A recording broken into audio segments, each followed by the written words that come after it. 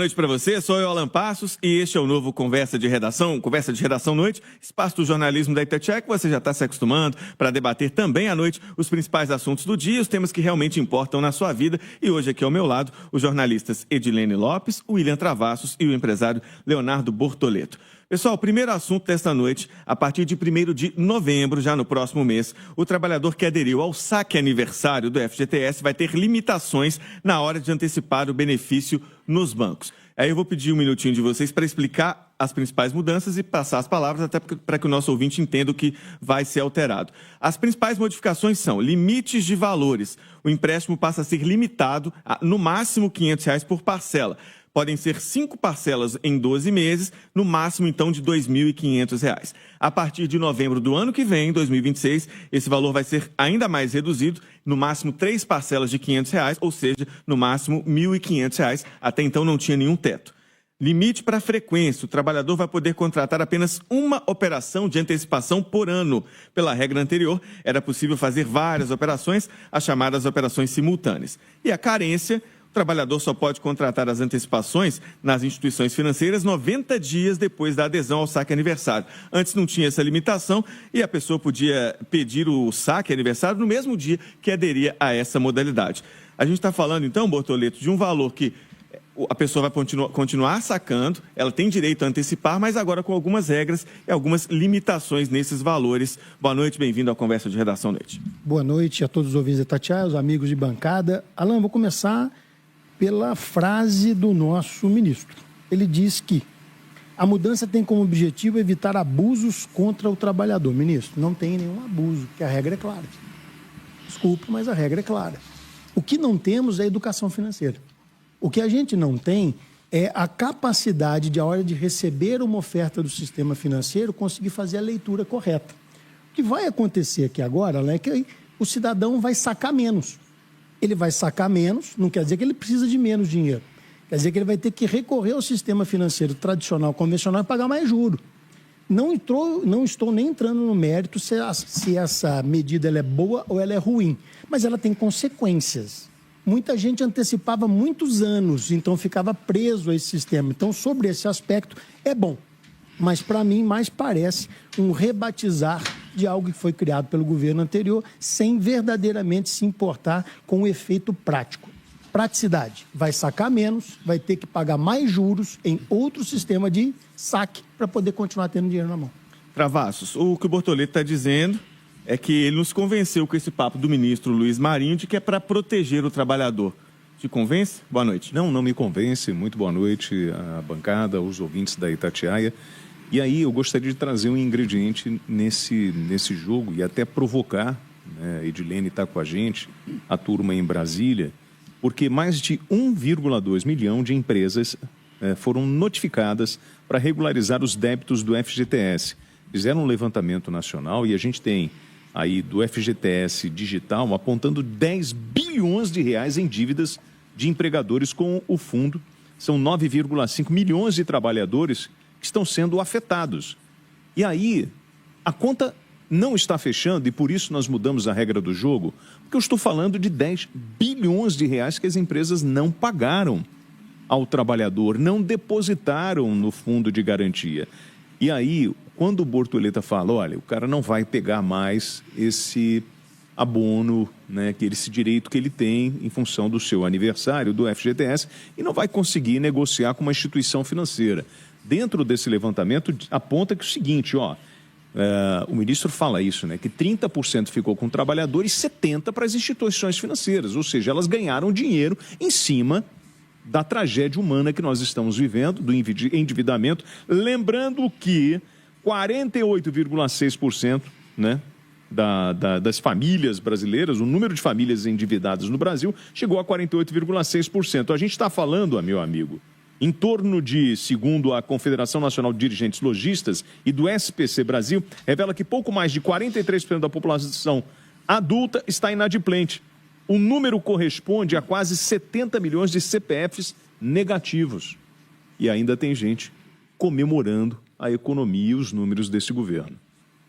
Ô Edilene, não é a primeira vez, nem a segunda, que o ministro Luiz Marinho está tentando derrubar o saque aniversário. Como ele viu que não foi para frente acabar com a modalidade, o que está sendo proposto agora é uma alteração, um limite.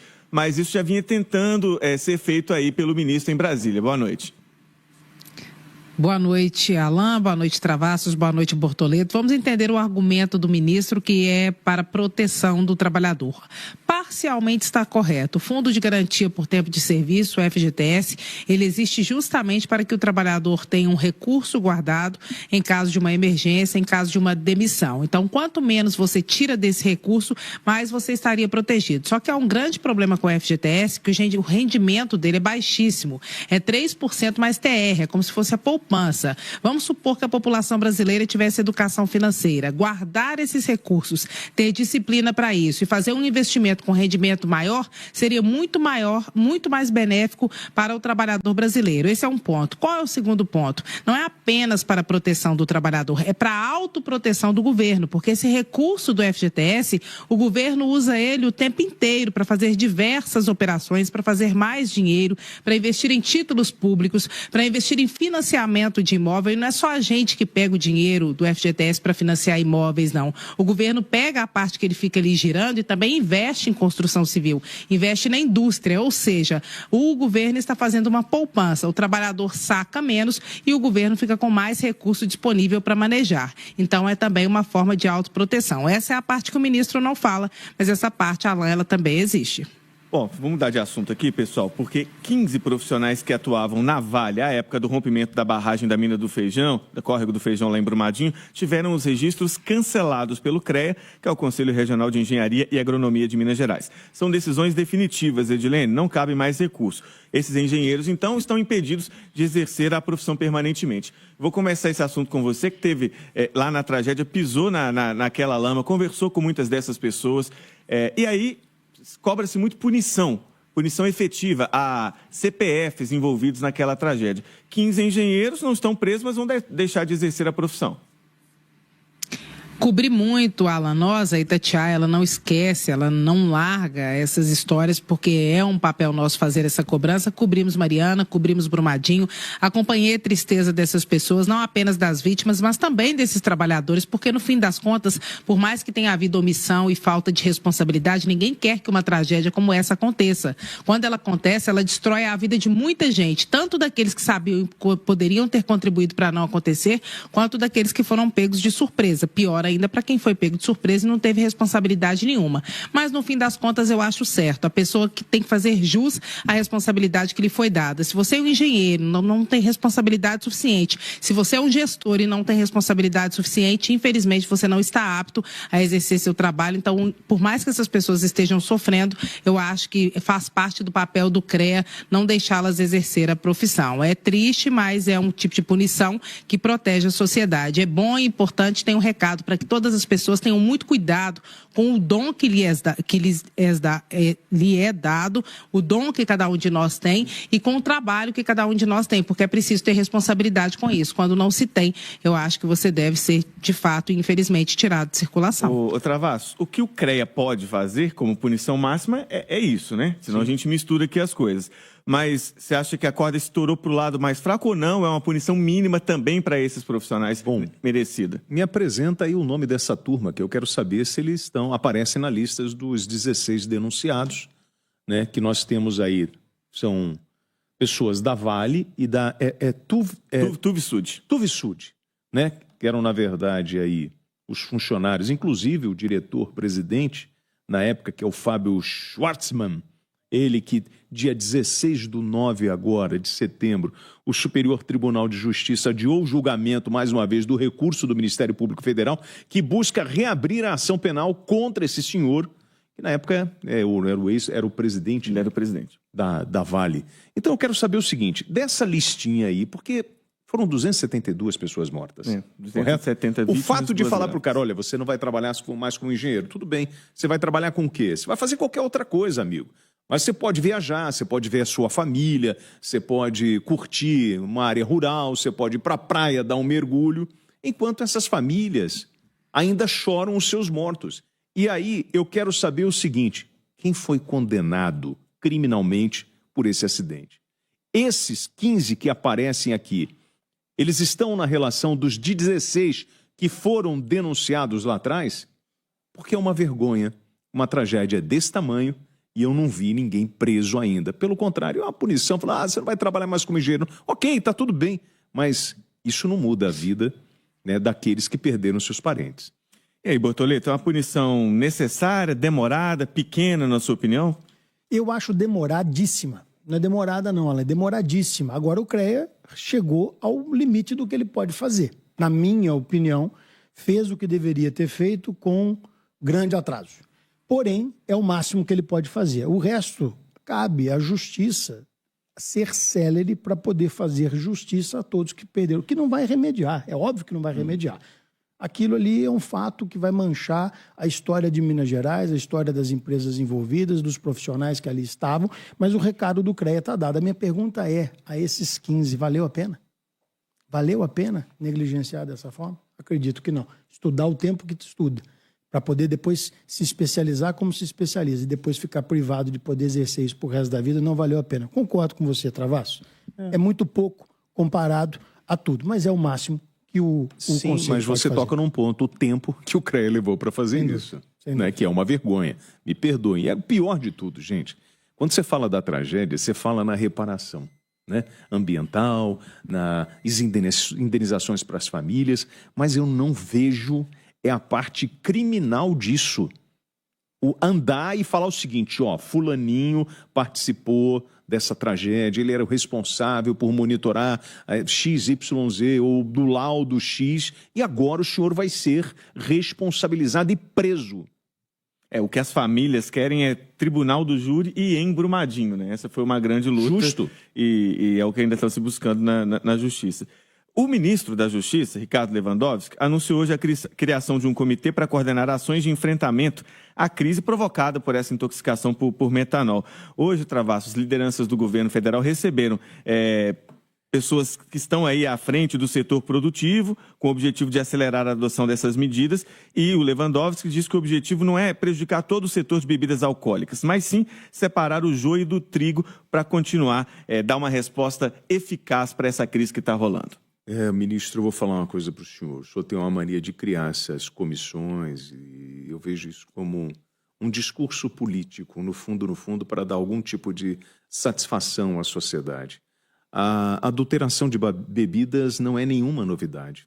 Nós pegamos aqui, só hoje nós noticiamos, né, as pessoas que pegavam uma cerveja mais barata e trocavam o rótulo e a tampa.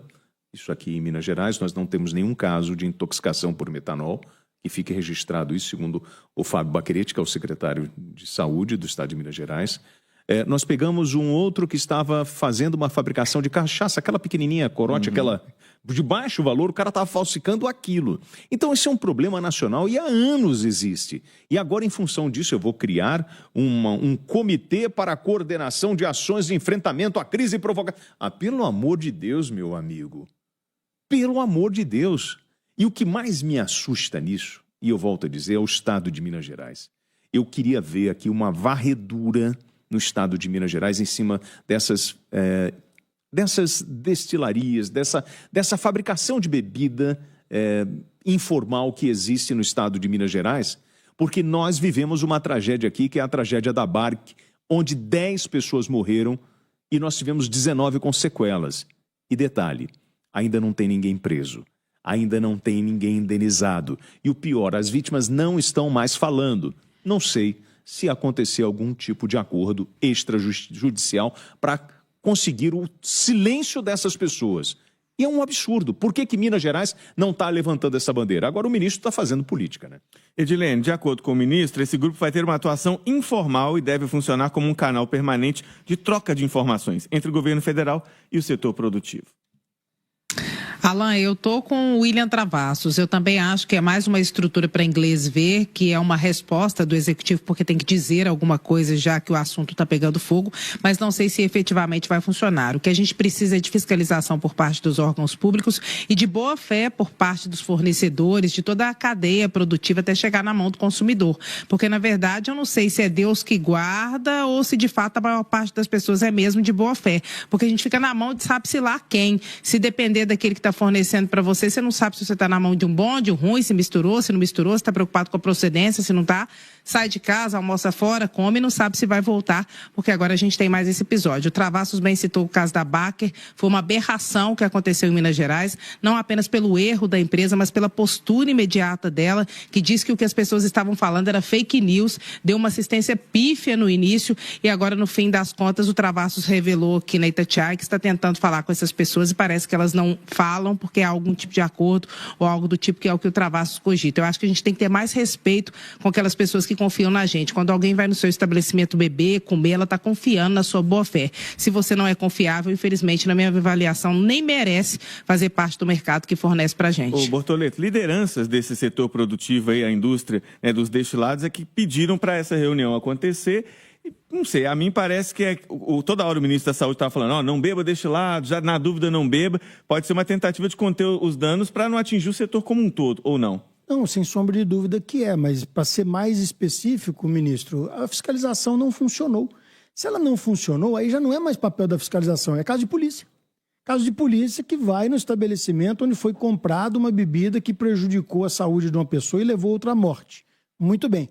Esse que vai ser preso tem que ser interrogado para poder fazer o quê, ministro? Prender quem vendeu para ele.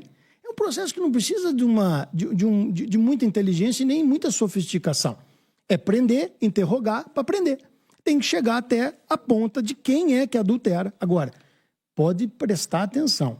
O mercado, ele já não é novidade adulterações e falsificações. Falsificações já são corriqueiras. O volume de Malbec Zapata que se vende em São Paulo é maior do que a produção de Malbec Zapata.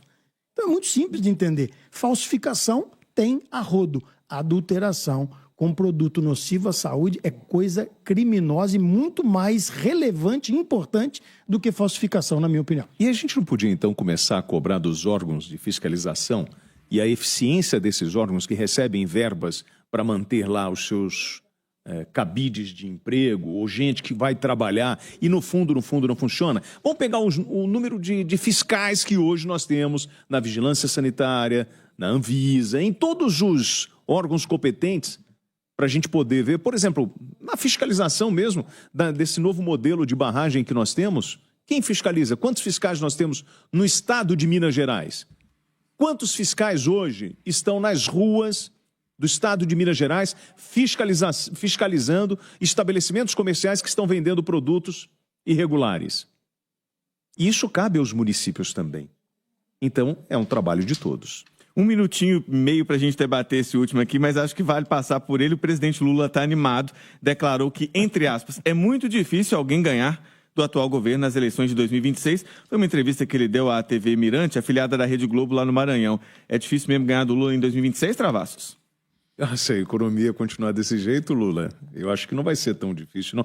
Eu acho que, assim, ele acredita, ele está confiante nisso, mas eu quero lembrar ao presidente, pega a pesquisa sobre a aprovação do seu governo e da sua pessoa.